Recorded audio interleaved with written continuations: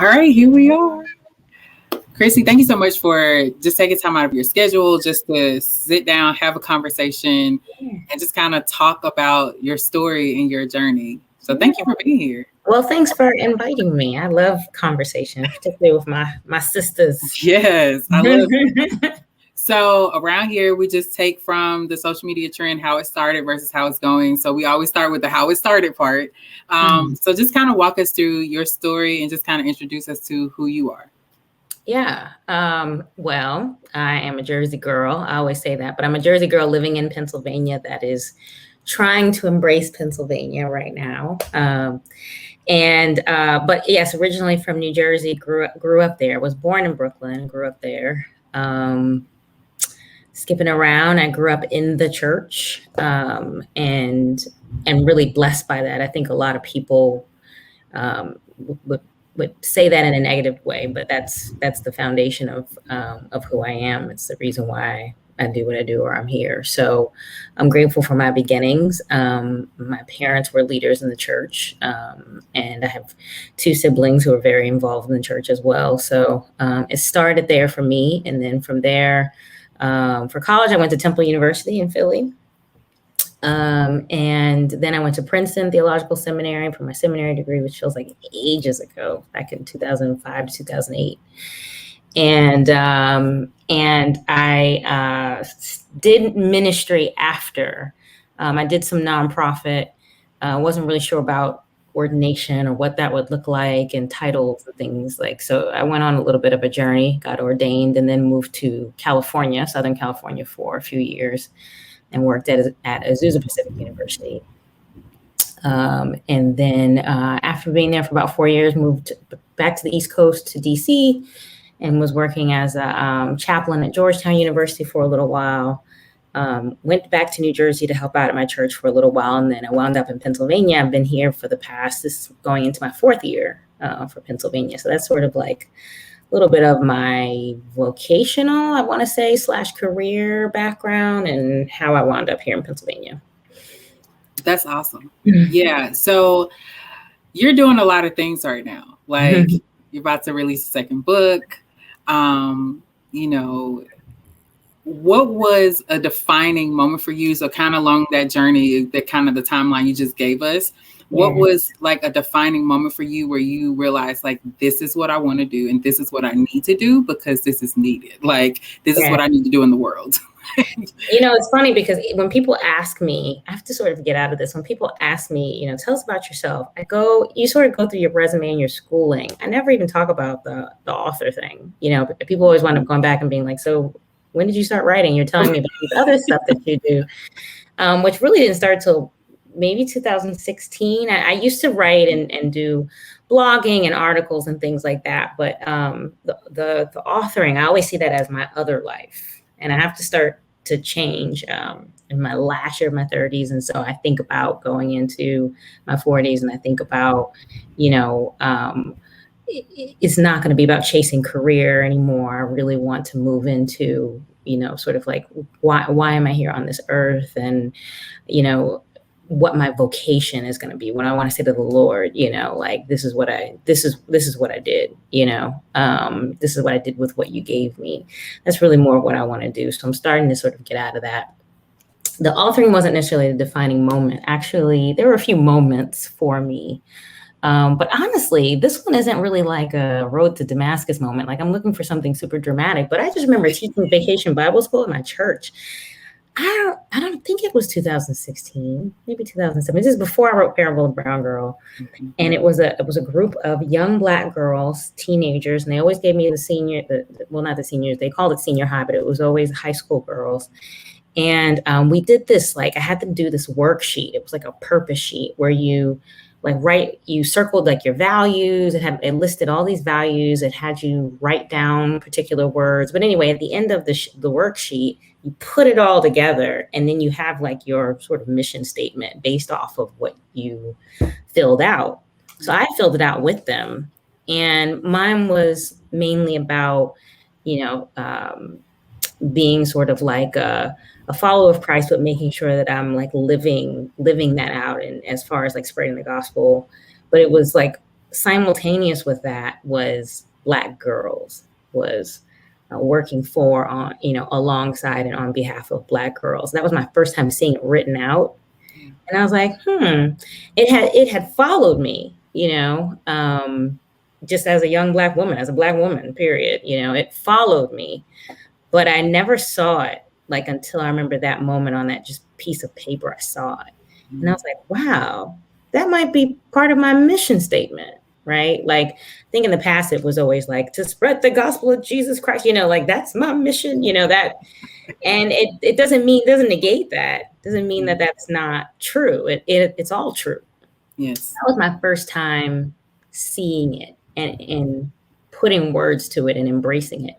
And from there came everything became more specific. It wasn't like I was just happening upon it, or, just in a space at the job that I'm at now. And, there happen to be young Black girls here that happen to sort of gravitate toward me. It moved beyond that to now that this is a mission statement, right? That now I'm going to set out to do these things intentionally. So whether it's writing the book or the leadership group that I'm working with now, Becoming conference that I've done in the past, those things were specifically geared toward this demographic because I saw that as what God put me on this earth to do, the demographic God put me on this earth to serve. That's awesome. So with realizing that Black girls are kind of this is who I need to concentrate on. Mm-hmm. What were things that you wanted to leave with, young Black girls? I think kind of the world that we're living in, and that I think growing up as a teenager and a high schooler and a middle schooler, that was hard. But I feel like this time is just really different. And so I think now more than ever, giving words of life to young Black girls. So what are some things that you really wanted to leave with them as they start kind of this journey into womanhood? Yeah, it's funny that you ask, because so on Sunday nights now I'm working with my group. So a few years ago, I started a conference called Becoming Conference. It was just a one-day conference. We were going to do a retreat 2020, but didn't get a chance to, obviously, because of the pandemic. And so now I've always worked with a group of maybe 10 to 12 Black girls that help me lead and plan the conference. Well, those girls have grown up, moved on. So now I'm working with, I've recruited a new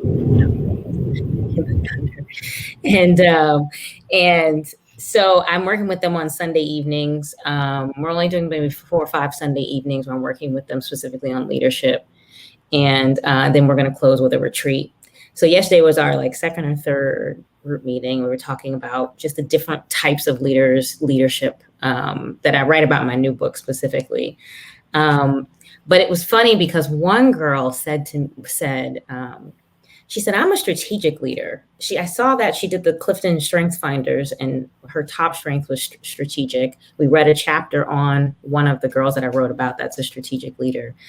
And one other girl said, I don't necessarily see myself as strategic because I'm really not out in the forefront. I'm really a behind the scenes person or whatever. And then the other girl said, well, no. Then I corrected her and I said, you can be strategic and not be out in the forefront, right? Absolutely. There's this picture of what a leader is supposed to look like. And we think, yes, bold, confident, has the microphone, is doing all this talking. And I said, that doesn't mean that is a type of leader. That's not the only form of leadership or that we have as an example. And so I was like, you all can lead from who you are. Lead from your authenticity, lead from where you're at. And if that means that you lead from the fact that sometimes you just want to put things together and be strategic and you do that behind the scenes, and that's cool. Other times you want to be more transformed. You're a more transformative, more inspirational leader, and you want to just be out in the forefront. But I was like, you see these photos of, people at these marches, whether it's Black Lives Matter or whatever, you might feel bad, I'm not really a marcher in the street. You might be more of an organizer. And so the one girl said, I am more strategic. I never thought about it that way. And I am a leader. My top strength was strategic, and it was fun. The reason why I say that is because it was just so great seeing her come to life like that and embrace the fact that she is a leader and that this is a strength of hers, Yes. and that she knows she has something to offer. And that in the moment, right, I felt like, wow, I feel like I was sort of put here in this moment to help guide her or help, not alleviate, something that she would have come to years later in life. You know, she may have held that in and been like, I'm not a leader for all these years up until her young adulthood, right? And been insecure about that and not really focused on her strength of being able to be strategic. You know, I'm like, wow, if that took years away from her feeling insecure by that, just this one moment that we have, because I had that, Yes. you know. People will ask me now, little, you know, young kids, and they'll say, you know, when did you know you were a leader? Like, I wasn't like this. I played ball in high school. That was the only time I was a leader. I was not very out front. You know, I was very involved with my youth ministry at the church, but like behind the scenes, everybody else was out front. Right. And I just happened to develop those gifts later, but I wish someone had told me earlier, you know, because I always felt like I had to be and do and look like something else. That's what Black girls always have to be, everything but who we are. Yes. You know? And so anyway, so my long version sort of that response, I use that as an example because if for an hour on Sunday nights I can pour into these girls and share with them, you know, things that I sort of wish I would have learned early on, they'll be light years ahead of us if they're getting it now. So that's exciting. Yeah. Yeah, because I really wish that somebody would have told me it was okay for me to shine. Like I did not have to dim myself because I did have leadership ability, but then people would make me feel like it was wrong. So having to dim myself or shrink myself to fit into this space, and it's like, no, you don't have to do that. So I think that's powerful. So you walked us through, you know, where it started, the defining moment for you. So tell us how it's going. What are you working on? What's coming up for you? So walk us through that. So, like career-wise, where it's going, because then I saw your questions, was like there was a faith-wise in there too. So it's like twofold for me. Yes. But career-wise, when I wrote Parable of the Brown Girl, I wasn't setting out to be an author. It was, for me, it was a one-off thing. You know, it was like, oh, wow, I could do this one thing, you know, and sort of mark it off the list and say you did it. You sort of think it's like a fluke. You know, and I never, ever considered writing another one after, let alone now this one is going to be an adult version and a children's book. So the fact that it's 2 in 1 is just beautiful to me. I'm not even able to really conceptualize that yet. But to continue to write about Black girls, that's been fun. It's funny. I did a podcast last summer. It was during obviously during the sort of the height of the pandemic, and everybody was still locked in. And I think it was Her Story Speaks podcast. Portia Allen. I shout her out in my book because I was thinking. My editor had said, you know, to be thinking about a potential second book, and I was like, I'm not gonna be one of those people that write a book during the pandemic just to say I was productive. Like, not happening. Obviously, it did, but it was still had me thinking. And I remember I was being interviewed on the podcast, and I was like, hey, I was thinking about, she was asking me about what's next. And I said, I'm always around Gen Z. I really want to write about Gen Z. And I think I said something about leadership. I don't remember what it was, but she was like, well, you write about Black girls. Remember she said, because I wanted to write about all kids, which was fine. There's nothing wrong with that. And she was like, but you light up when you talk about Black girls. You write about Black girls. So you write about Black girls. She like spoke a word over me during the podcast. Yes. Like, and it stuck with me. And I was like, that's right. I felt like I needed to expand after I wrote Parable. And it's not to say that I will never expand, but what is that mentality? Black girls, you know, we can write about them forever. There's a plethora of subjects that we can write about, right? Yes. It can go on and on and on. We are so multifaceted. There are so many layers to who we are as Black women and who Black girls are. That we're worthy to be talked about. Right, right. Worthy to be talked about. Right. And it doesn't have to be limited to one.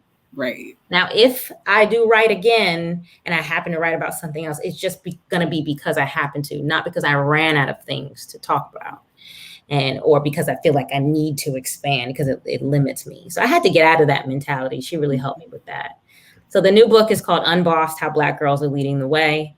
And the middle grade version is it's the same book pretty much, but it's called Black Girls Unbossed, Young World Changers Leading the Way. And I'm excited about that because the parable had anonymous stories of Black girls. This is actual Black leaders that I either know or have met. We are putting them out. Their face is going to be in there. They'll be illustrated in the children's book, and then their actual gray and white photos will be in the book. So this is about them shining. I'm so excited for people to read about them, but yeah, I'm excited. I love it. I do love writing about them. So that's on the professional front. And then on the faith front, I'm in a different space, I think. It's weird. It's just a different space. I've been reading and listening to a lot of Richard Rohr, and I've been quoting him so much. And he was talking at this school recently about, I think he's got a book called Falling Upward, and he was talking about the first half of life and the second half of life, he calls it. And he's talking about the mentality, not necessarily the age, because he says he knows kids who have gotten to the second half of life mentality quicker than older people. He knows older people that have never gotten to the second half of life mentality. They stay in the first half of life. And so you can see where I'm going with this, right? But he's talking about how you sort of graduate. That, going to church to take communion is first half of life, living in communion is second half of life. I mean, dude, it's dope. He's going through some, right? I was like, good stuff. So he's like, because he was like, just talking about church, he's like, he's not knocking it. But he was like, how many Friday nights can you get saved? This is first half of life. You have to move forward, and you don't get rid of first half of life stuff. You take elements of it with you and you appreciate it for what it was. But he's like, there's so many of us. There's many of you that are trying to figure out why you're just like, you're not satisfied or you're moving to a different place. You're trying to get to the second half of life mentality. He's like, there's a difference between old and being an elder. And he's like, when you get to the second half of life, there's no more giggling. You're not just giggling and laughing your way through, just this is where real life, people have died. Like you're seeing it for what it was. And it's funny because I look at, like, there's one girl I highlight in Unbossed, and her name, Tia, she was a Parkland shooting. I want to say survivor, but she went to the school and was around during then. I think about this generation and how they've had to endure so much. And a lot of them are very much second half of life mentality. Their wisdom is so second half of life based off of what they have had to go through. But anyway, I say all that to say, faith-wise, that's where I feel like I'm trying to move toward a second half of life mentality. And it's so hard. It's so hard because I just want to go back to my childhood church. You know what I mean? I just want to go back to the way that things used to be. And I have to go through this grieving process of having to let go of so much that has been familiar and comfortable to me. Yes. So that I can sort of tap into a second half of life spirituality. Oh, that's powerful. So we know that this second book is coming. So we know that that's how we want people to support. But what are some other ways that people can support you? How do they follow you and your work if they want to keep up with you? Yeah, I mean, I'm not really a Facebook person. I hate Facebook. I do have an author page on Facebook, but if on Facebook, just Khristi Lauren Adams, it's up there. I post things about the book, but that is it. You're not gonna see about my life. On Instagram, though, you can follow me at Khristi Adams, and on Twitter, it's at Khristi Lauren. I'm on LinkedIn. Honestly, if all else fails, just Google, type in Khristi Lauren Adams, and there you go. My website, everything comes up, and even information about the books. You can pre-order on both Unbossed books up there, and you can order Parable of the Brown Girl, Next week, I'm going to be recording the audio for Parable of the Brown Girl. It's my first time actually saying this out loud in public. I'll be recording the audio for actually both books, but we're starting with Parable of the Brown Girl next week. So I'm excited to do that. I love it. I love it. Well, I am so honored that, again, you took time out of your schedule to be a part of She Will Not Fall podcast. I've just literally created this space to highlight women and that's great. The work and the stories and the journey, because I know for me, I have been discouraged many a days, and just being able to hear somebody's story, it just was the motivator I needed to just keep going. Keep walking. That's a great idea. Great idea. Seriously, I encourage you. And I just love everything about this, about you, your spirit. Keep going. Whatever I can do to support you, you let me know. And it's vice versa. When the book comes out, I definitely want to bless some people with it. So okay. I'll put you on the, you know how they have the pre-reader people? Yes. Done that. Yes, because I definitely want to bless at least a couple of people with it. Maybe give the book away. Some people who really would like it. So again, thank you for just sharing your heart. And I just know that so many young Black girls are going to be incredibly blessed by the work that you do. Thank you.